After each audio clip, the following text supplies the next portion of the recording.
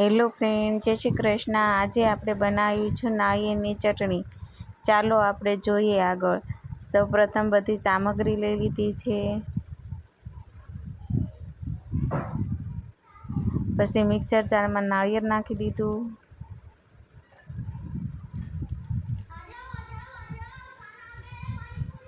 ડાળિયા નાખ્યા,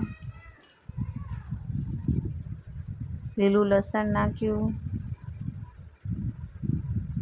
ધાણા, મરચું, મીઠું,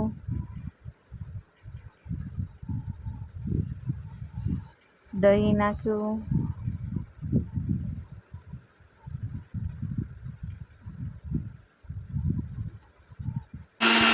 પછી મિક્સર કરી દીધું।